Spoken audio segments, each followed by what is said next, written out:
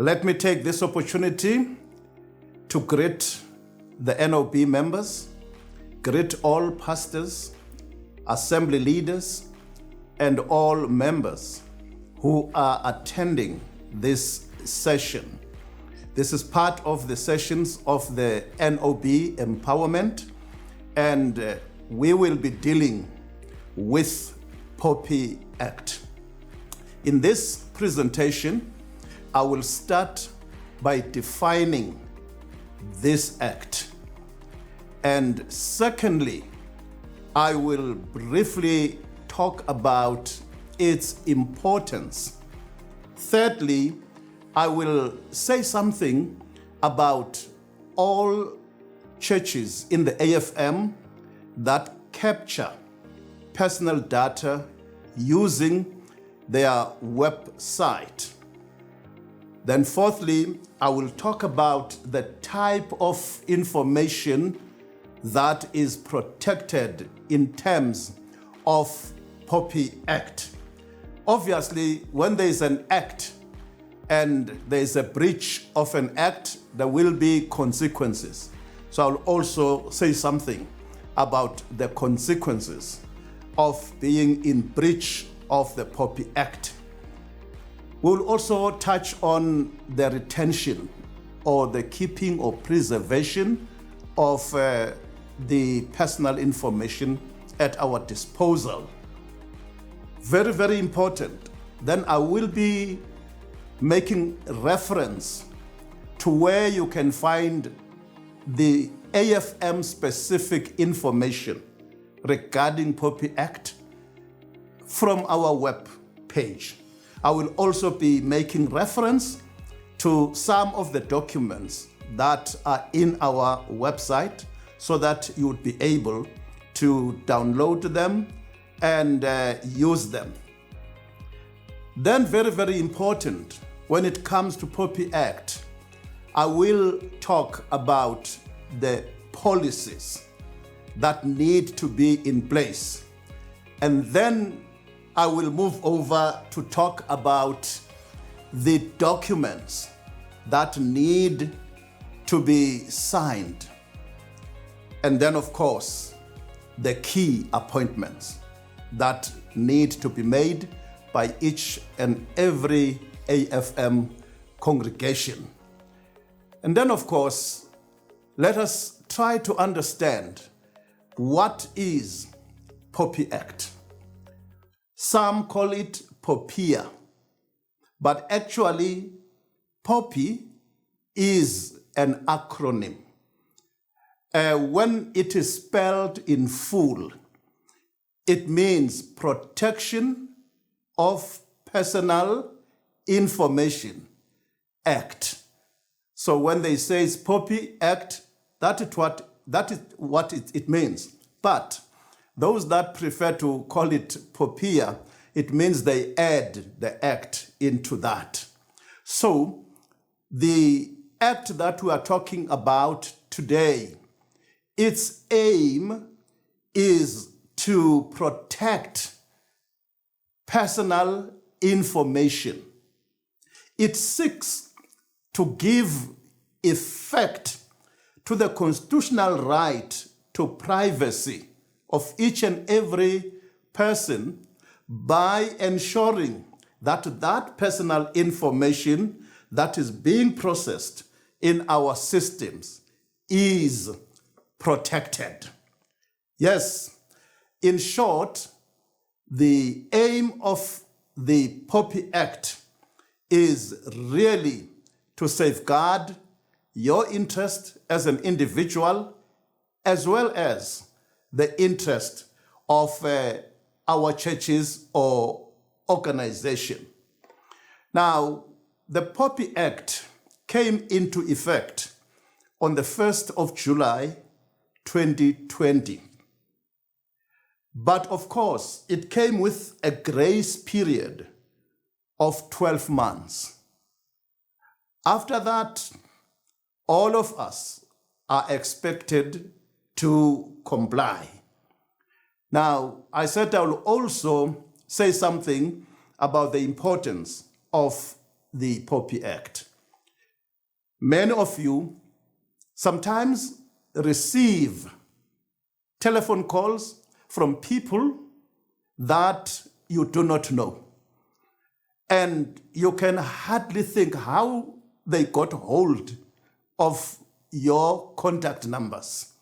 One of the things that POPI Act seeks to do is to prevent exactly that, so that people that you give information to do not give it to the third person without your permission. Can you imagine if people give your information, or for that matter, if they give your church's information to other people? You may suffer reputational damage as an organization.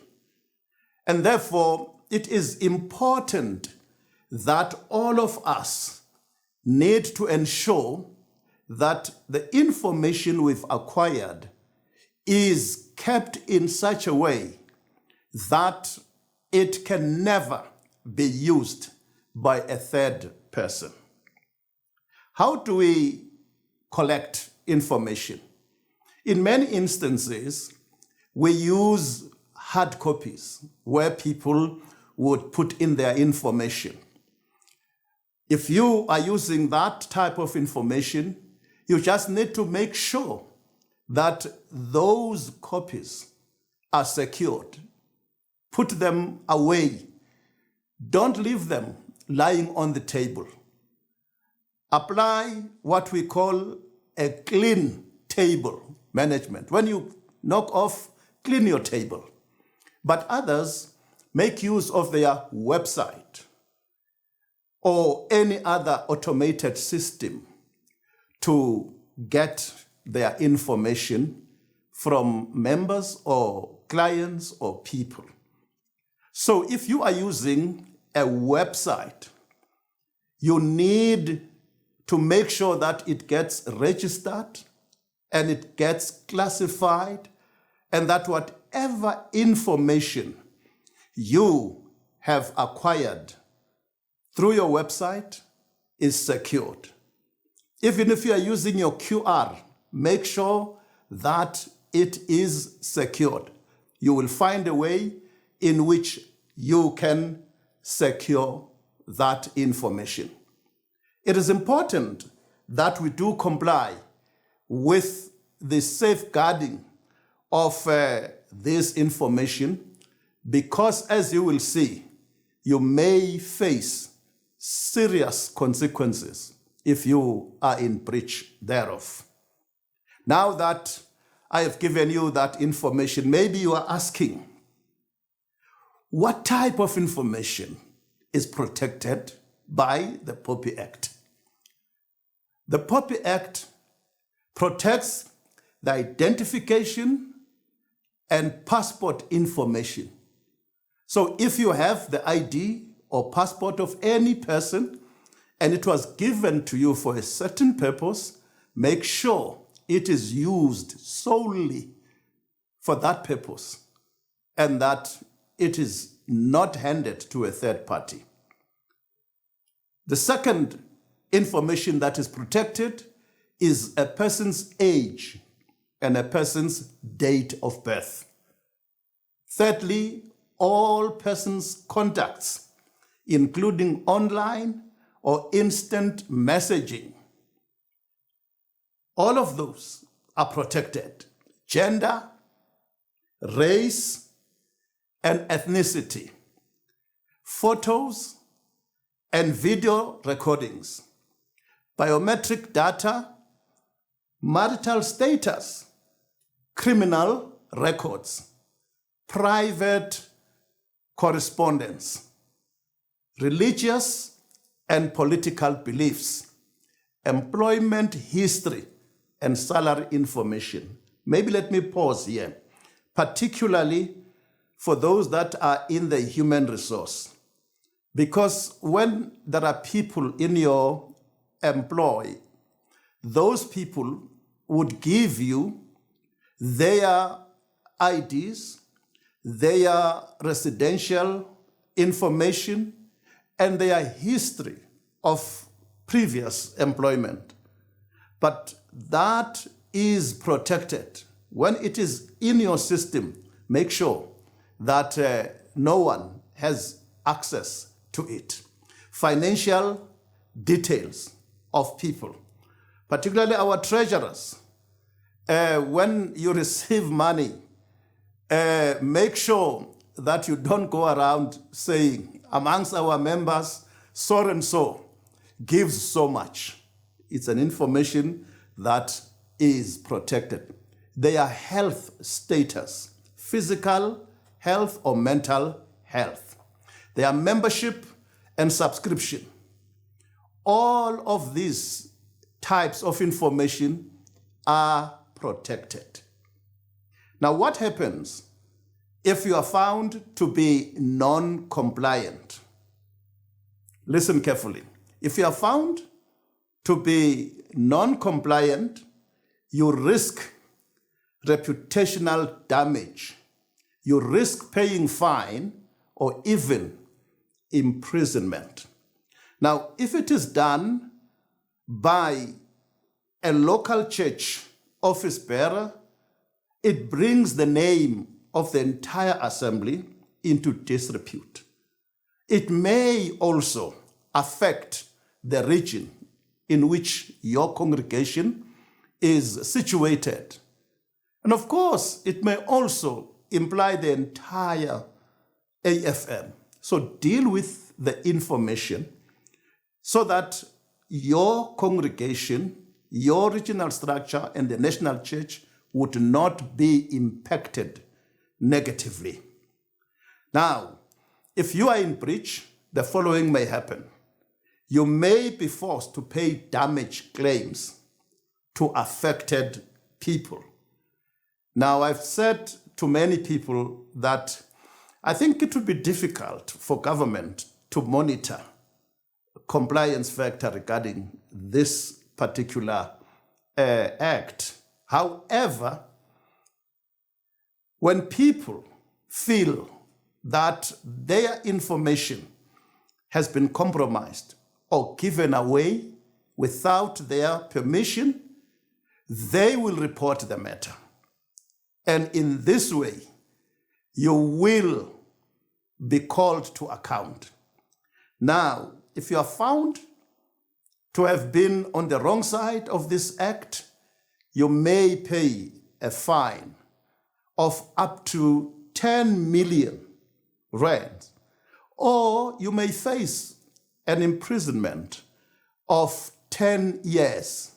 Of course, it depends on the extent of the damage that you have caused. Let's come now to the retention, the keeping of the records. In our congregations, some of the records that we keep are the members, the membership register. And in many instances, when we take the membership register, we also take their contact numbers, we also take their residences, we also take their date of birth, particularly when we dedicate children. So you can see that we also keep in our records information that should be protected. Now, when it comes to the retention of information, the information you have must not be retained beyond the purpose of its use. If it has been used, if it has fulfilled its purpose, then you don't need to keep it anymore. I'm making an example. You had member A for this year, and you had to keep the information for as long as member A is a member of your congregation. But when member A resigns from your congregation, you don't need to keep that information anymore. Then you need to make sure that that information is deleted. But there are instances where you may be requested to keep the information you have beyond its usage. That can happen when you are requested by law. If there is a directive, whether from the magistrate or from any legal institution, for you to keep that information. However, it is important that it must be a credible legal institution. Sometimes it may be a party that requires that information. Probably it could be that a guardian would like you to keep the information of the minor that he or she was responsible for purposes of rounding off all other things. And in that case, you can still retain the information beyond its use. It is also important that you make sure that when you are asked by a person to remove his or her information, that you do so. So when it comes to assembly membership, when we are receiving this information, it is important that we have an agreement with our members that they know we will keep this information as long as they are in the fellowship. But we'll also keep gender so that when we have a ministry for women, a ministry for men, we'll be able to have that ministry. We'll have their ages so that we'll know who belongs to the children's ministry, to the youth, and to our citizens. But it will be solely for purposes of the operation of the church. Now, I think you have an idea of how to retain the information and for how long. Now, let us come to very, very important point. The AFM has the POPI Act information in its website.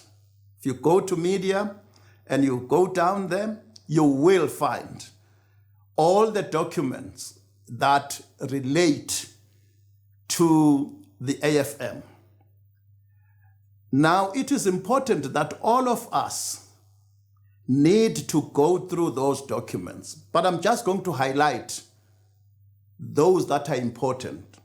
The first one are the documents that talk to policy. The first one is POPI Act, Workplace Policy. POPI Act, Workplace Policy. In the AFM webpage, it is document number 4. It is document number 4. You download that if you have people that are employed, whether it's people that are in the offices or they are helping in the yard.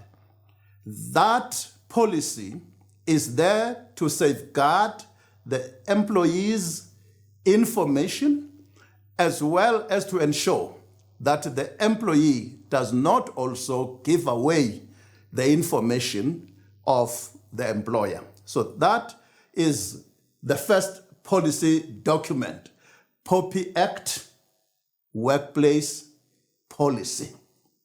Very, very important. The second document is POPI Act, Private Policy for Assemblies.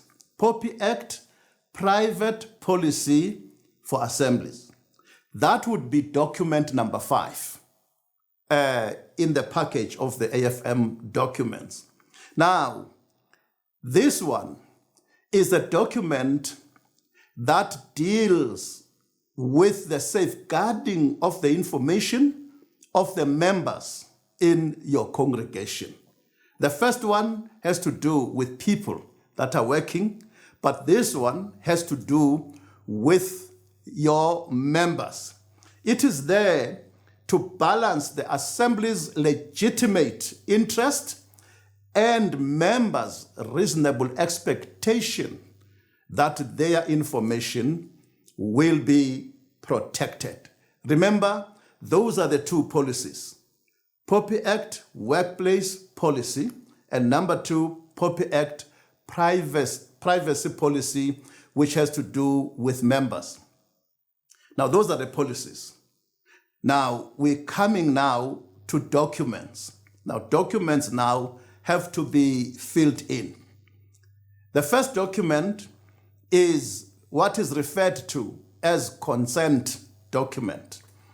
In the AFM of SA package, it is document 3, consent document.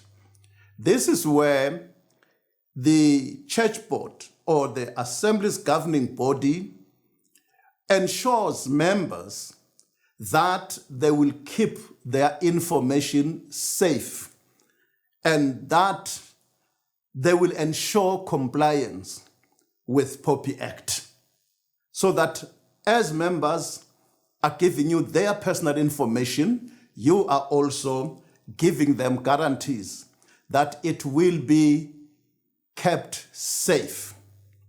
The second document is what is referred to as the operators agreement. Operators agreement. In the AFM webpage, it is document number 6 and document number 11. Document number 6 and document number 11.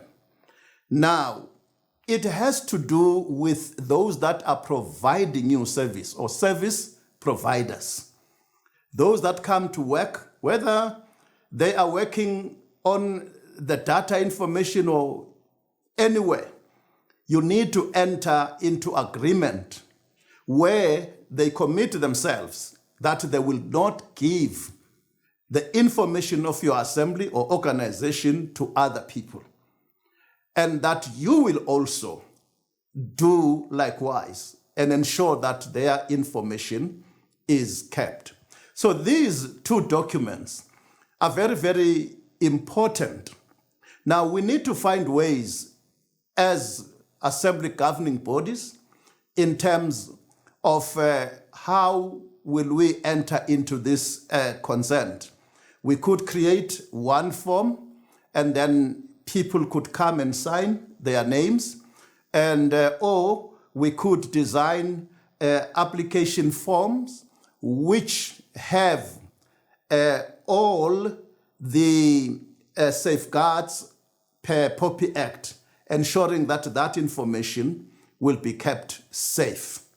As I have indicated, all of these documents must be securely logged. We are now moving towards the end. We coming now to key appointments. Key appointments. Now, the first key appointment that each and every congregation of the AFM must have is that of an information officer. Each and every AFM congregation must have a person who is designated as information officer. In the package of the AFM documents, it is document 7. So you don't have to do anything. You download that and you fill that document.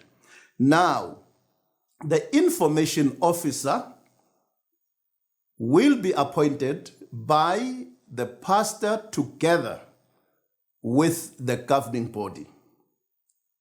Now, in many instances, you would find that there are people that deal more with personal information.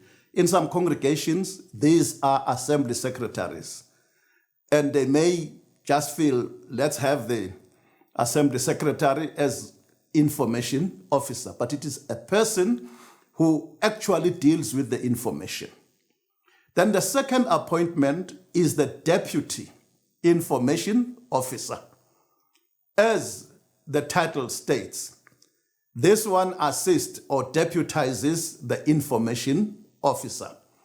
And his or her responsibility is similar to that of the Information Officer.